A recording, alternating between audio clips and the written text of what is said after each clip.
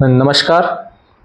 આજે આપણે ચર્ચા કરીશું ભારતના બંધારણના કેટલાક કેસીસના રિલેટેડ ચુકાદાઓ વિશે.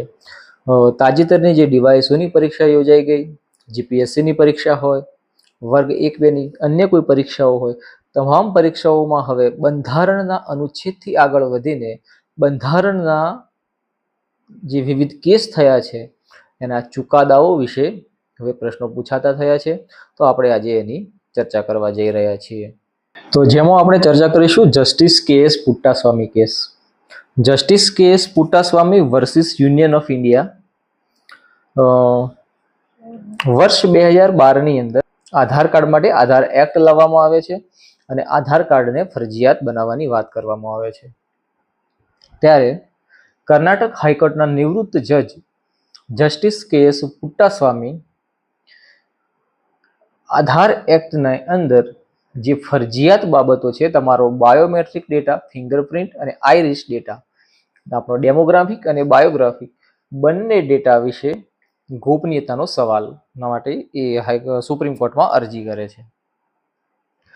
જ્યારે સુપ્રીમ કોર્ટમાં અરજી થાય છે ત્યારે એ વાત ઉપર ભાર મૂકવામાં આવે છે કે ગોપનીયતાનો અધિકાર વ્યક્તિની રાઇટ ટુ પ્રાઇવેસી એનો મૂળભૂત અધિકાર છે કે કેમ, અને છે તો એને બંધારણમાં સૂચવવામાં આવેલો છે કે કેમ, આ મુખ્ય પ્રશ્ન ઉદ્ભવે છે. આપણે એના પહેલાના કેટલાક ચુકાદા જોઈએ.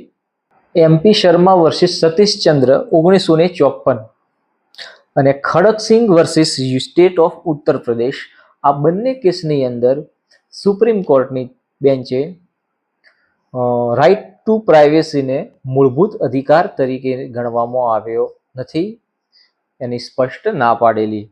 પરંતુ જ્યારે વર્ષ 2012ની અંદર આધાર એક્ટ બાબતે આ પ્રશ્ન પુનઃ ઉપસ્થિત થાય છે ત્યારે વિવિધ મુદ્દાઓને ધ્યાને રાખીને વર્ષ 2017ની અંદર સુપ્રીમ કોર્ટ ચુકાદો આપે છે. જસ્ટિસ કે.એસ. પુટ્ટાસ્વામીની જે દલીલો હતી એના આધાર ઉપર રાઇટ ટુ પ્રાઇવેસી, ગોપનીયતાનો અધિકાર એ મૂળભૂત અધિકાર તરીકે જાહેર કરે છે. It is a fundamental right. અને અનુચ્છેદ 21ની અંદર જીવન અને વ્યક્તિગત સ્વતંત્રતાની અંદર રાઇટ ટુ પ્રાઇવેસીનો સમાવેશ થાય છે એવી એ વ્યાખ્યા કરે છે.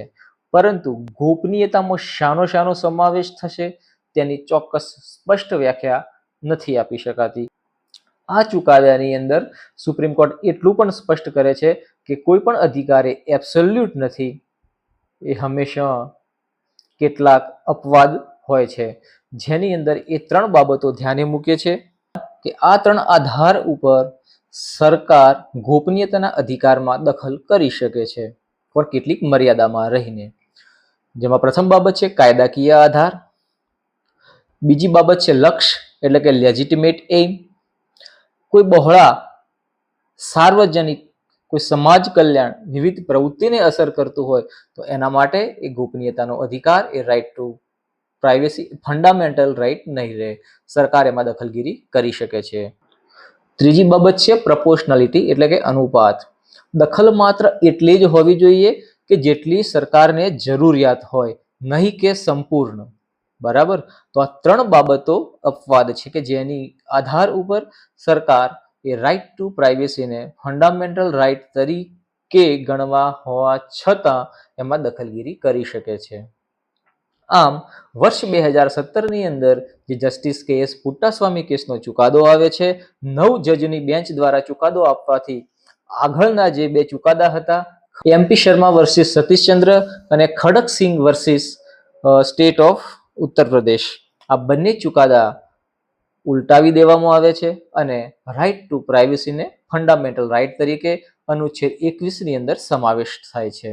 આના કેટલાક આઉટકમ્સ પણ છે, જેમ કે 2017ના ચુકાદા પછી આઈપીસીની કલમ 377 મુજબ સમલૈંગિકતા એને કાયદેસરતા આપવામાં આવે છે, કારણ કે સમલૈંગિકતા એ વ્યક્તિનો પ્રાઇવેસી ગોપનીયતાનો અધિકાર ગણેલ છે, જેના કારણે એને કાયદેસરતા આપવામાં આવે છે અને ગુનાહિત કૃત્યમાંથી દૂર કરવામાં આવે છે.